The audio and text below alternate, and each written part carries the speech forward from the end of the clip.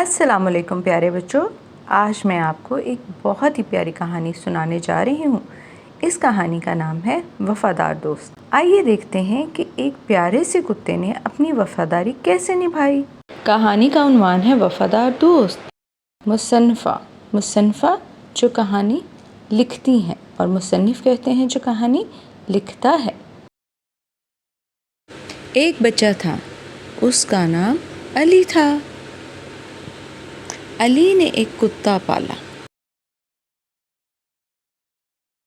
کتا بھاگا اور علی کے ساتھ کھیلنے لگا۔ علی خوش ہوا۔ کتا علی کا اچھا دوست بن گیا۔ ایک دن علی دوڑتے دوڑتے گر گیا۔ کتا بھونک کر علی کے امی ابو کو بلا لایا۔ علی اور کتا خوشی خوشی گھر چلے گئے۔ پیارے بچوں، کیا آپ نے کہانی غور سے سنی؟ اب وقت ہے آپ کی جانچ کا۔ تو میں پوچھوں گی آپ سے چند سوال۔ آپ نے غور سے سوال سننے ہیں اور پھر ہاتھ کھڑا کر کے جواب دینا ہے۔ پہلا سوال ہے، علی نے کیا لیا؟ شاباش، علی نے ایک کتا لیا، یا آپ کہہ سکتے ہیں علی نے ایک کتا پالا۔ دوسرا سوال ہے، علی اور کتا کہاں گئے؟ بہت خوب، علی اور کتا باغ میں کھیلنے گئے۔ آپ تو بہت ذہین ہیں۔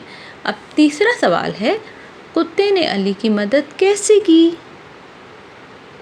سوچیں، آپ کو جواب آتا ہے۔ شاباش، بہت شاندار۔ علی جب گر گیا تو کتا اس کے امی ابو کو بلا لایا۔